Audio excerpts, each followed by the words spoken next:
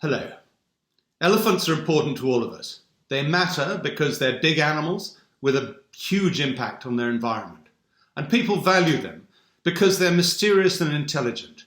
They embody the good side of human nature, with strong family ties, a matriarchal society, and a sense of fun. But when they use their strength in a destructive way, their unknowable and scary side becomes more obvious. We now have to deal with the conservation of two species of African elephants, since the International Union for the Conservation of Nature earlier this year recognized the forest elephant as distinct from its savanna cousin. This photograph shows forest elephants in unusually large numbers in Zanzibar in the Central African Republic. This is where the greatest gatherings of forest elephants on Earth take place. The Elephant Crisis Fund has supported ranger training and a new radio system in this area, as well as many other efforts to protect forest elephants. Lucy King and I are going to talk about the Elephant Crisis Fund, a joint initiative between the Wildlife Conservation Network and Save the Elephants. The second great wave of elephant poaching started just over 10 years ago. Many conservation organisations were tackling the crisis in their way, but each one was focused on the part of the crisis that affected their own projects, and they weren't necessarily taking a holistic view. There was a need to get money quickly and with the least amount of fuss to where it was most needed, and this was why the Elephant Crisis Fund was established in 2013. It had three simple aims: to stop poaching, to stop ivory trafficking, and stop the demand for ivory. Initially, the plan was to raise $5 million over 3 years, and there was a lot of support from donors, especially Leonardo DiCaprio and Tiffany's. With your help, we've done much better than that. Together, we've funded 345 critical elephant projects with 94 partners. The ECF has a wider range than any other conservation donor in Africa. There are about 37 countries in Africa with elephants. We don't know exactly because we don't know if there are still elephants left in Somalia, for example. And the ECF has provided grants to all but 5 of these countries, as well as to Asian countries where trafficking and ivory buying were also threats. Following the success of the Elephant Crisis Fund, Wildlife Conservation Network set up the Lion Recovery Fund, the Pangolin Crisis Fund and the Rhino Recovery Fund, following the same model.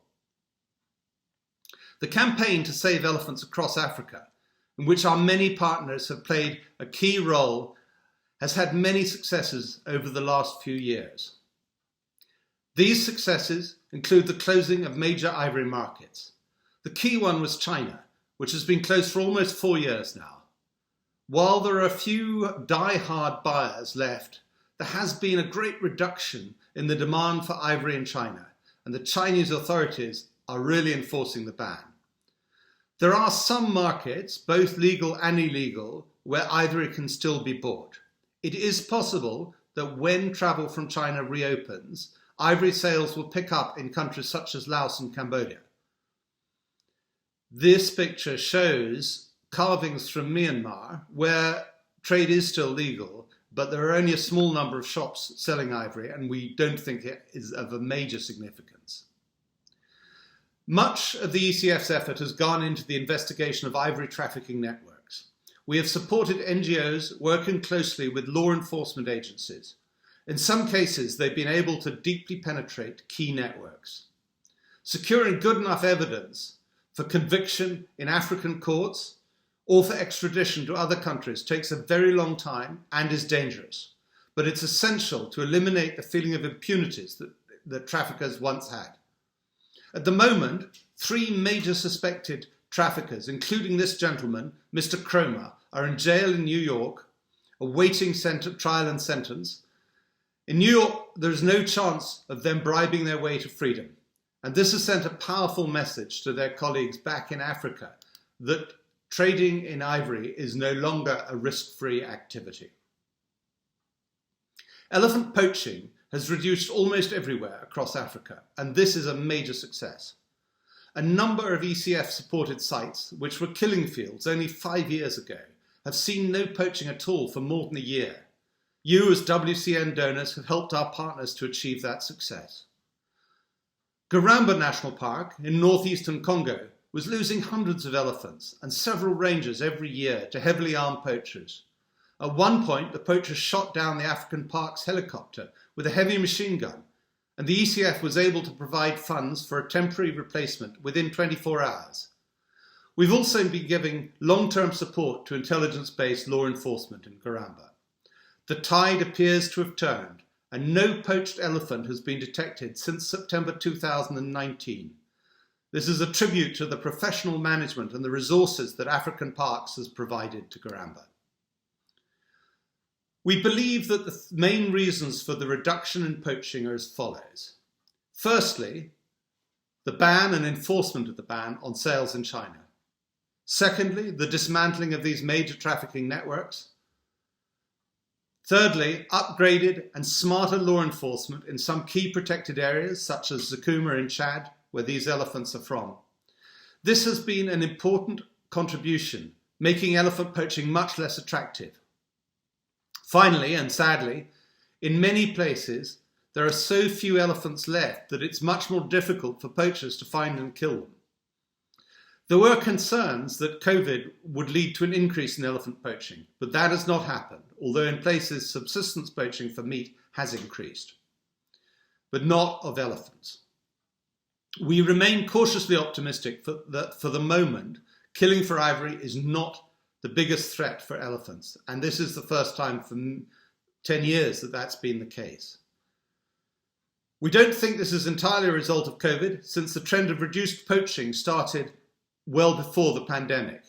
However, it is possible that there will be a resurgence of poaching as travel and shipping becomes easier, and we're constantly monitoring the situation. Despite the good news on poaching, elephants are in a critical condition in many places for other reasons. In some one-time strongholds, elephant numbers have been so reduced they need special care to have a chance of recovery. Many of these strongholds are under pressure from threats such as agricultural encroachment, road development, illegal grazers, and from coal mines, such as this massive one deep inside a wildlife reserve in the Congo. Particularly in West Africa, there are many small elephant populations in tiny patches of habitat. These populations are tiny compared to the numbers in countries such as Botswana, so you may think they're not important, but they may be the only elephants in a particular country. If they're lost, it's very unlikely that they will be replaced, but if they survive, they can be an important conservation flagship for the future. Human-elephant conflict is now a major issue, and Lucy will be talking about this.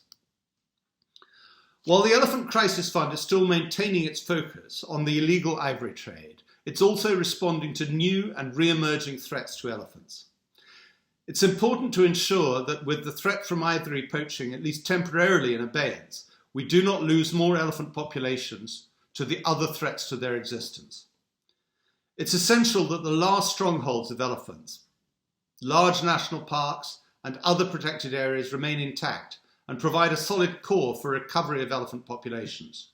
We're supporting many partners working in extremely challenging circumstances who are protecting large and small refuges for elephants. We're also supporting projects often run by small local partners trying to give a future to the last surviving elephants in countries which have lost most of their natural habitat. Many of these are in West Africa, where there are few elephants and many people. This clip shows an extreme example where two orphan bull elephants from Guinea who grew up close to villages have twice set off on long marches through densely settled parts of Liberia and even into the next country of Côte d'Ivoire. We have provided funding to El Reco to pay for guards to ensure that people behave safely around these elephants. As you can see, the elephants are remarkably relaxed, but the guards have to constantly keep the curious onlookers at a safe distance.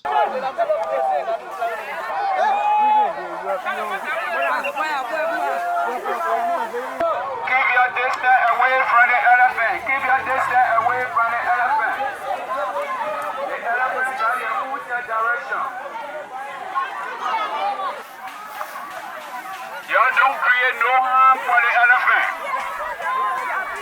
Don't create no harm for the elephant. As of a few days ago, these elephants were approaching the Côte d'Ivoire border again. Chinko Reserve in the Central African Republic is an example of how it may be possible to save remnant populations. Eastern CAR is a vast area with very few people. In the 1970s, tens of thousands of elephants lived here, but they were targeted by poachers from Sudan, and at one stage it was thought that the elephants had all gone. However, a small group of young, dedicated conservationists were determined to save Chinko, despite the outbreak of civil war, and African Parks agreed to take the project under its wing.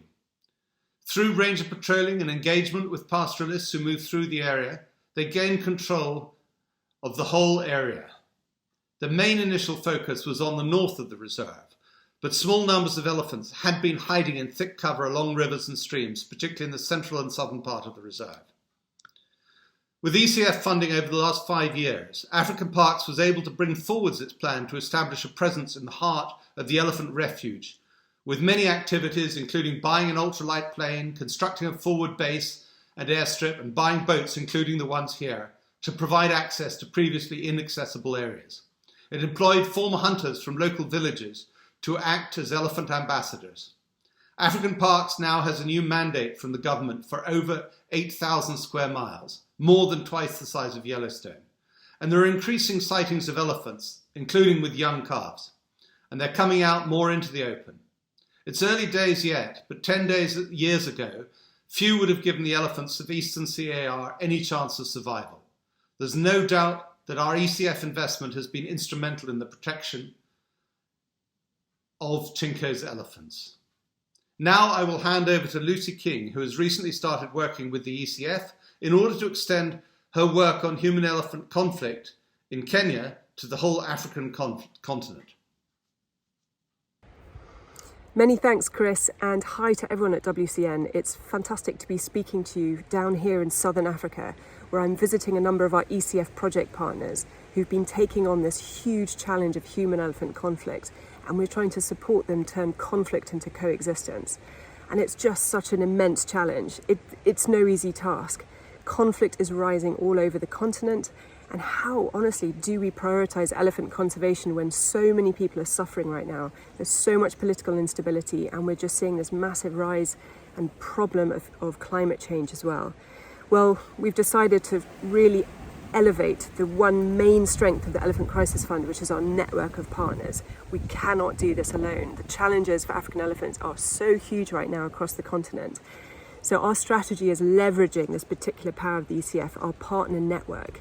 And we're focusing on two key areas that we know that we can fund and we know that we can support, and we know we have amazing partners who can do a lot of this work with us. One of those is land and corridor protection, really critical to sustain connectivity for elephants across the landscape in Africa.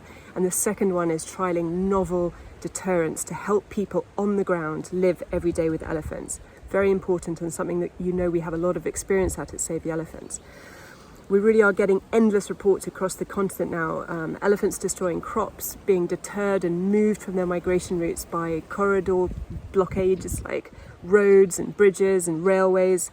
It's also being politically messed around with. There's a lot of political interference now with elephant politics, and that's a huge challenge as well. But conflict genuinely is on the rise, and it might be that as the poaching has started to decrease due to the immense effort that we've done over the last 7-8 years at the Elephant Crisis Fund, along with our partners, the elephants are starting to feel slightly safer again, and they're starting to come out of the depths of the forest and the deep pockets of the national parks, and they're starting to explore their old migration routes. So we're seeing elephants becoming slightly bolder and going back into the community areas where they used to migrate freely. And in fact, ironically, some parts of Central Africa still have a lot of space, and what's happened is there's just not enough elephants left. So these areas can be repopulated with elephants, and we really need to make sure that the last remaining forest elephants are protected incredibly heavily so that they can repopulate these vast forests that can house thousands and thousands more elephants than they are doing now. Some of the solutions are actually not that complicated. There are some cheap, quick, easy solutions which is possible to reduce conflict in a very fast way. Here's one example. This is a railway electric fencing project that we supported for just a few $1,000s. And it was placed across this one access route where the elephants were going out of the park through this railway line into nearby farms. And so it was very quick, very fast, and could basically be a permanent solution. Now, I wish all solutions were this quick, this easy, and this cheap, but actually, across a lot of Africa, the areas are so vast, where landscapes and corridors, people and communities are overlapping on such a vast scale. It's not as simple as putting up one fence or one deterrent method. It really is an incredible matrix of complex issues, cultural dilemmas, climate change issues, erosion, land blockades, and it's very hard to work out what we're going to do. Well, we're partnering with good people, and it's such a powerful model. We're finding the right people with the right passion, the right vision, and in each of these conflict sites, we're supporting them directly with your funding. It's really a huge thing we're asking you to do, to trust us, to commit to these people who know what they're doing in all of these sites across the entire African range. And it can be in the form of funding, but also it's technical advice. For example, this wonderful team at Wild Survivors on the edge of the Ngorongoro crater in Tanzania are installing beehive fences.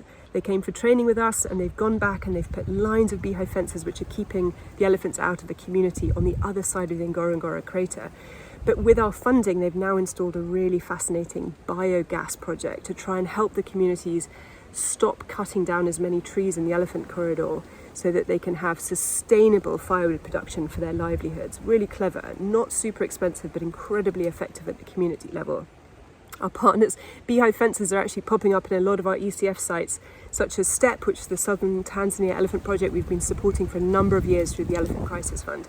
They're trying Beehive Fences, which is fantastic, but they're also trying this novel method, engaging the women in the communities who are living with elephants with this particularly cheap method. It's called the Smelly elephant repellent, or the organic elephant repellent, and it's a mixture of these really noxious substances like chilies, onions, garlic. It's got elephant dung in, some oil, and we throw some rotten eggs in there. It's really smelly. The women can brew it themselves. It's not difficult. And then it's being hung up in plastic bottles that are recycled around the outside of the farms. It's similar to Beehive Fences, as in if the elephant comes up and tries to knock into the fence, the smell from this really disgusting fermented mixture poofs up and into the elephant's trunk, and it smells so bad that the elephants stay away.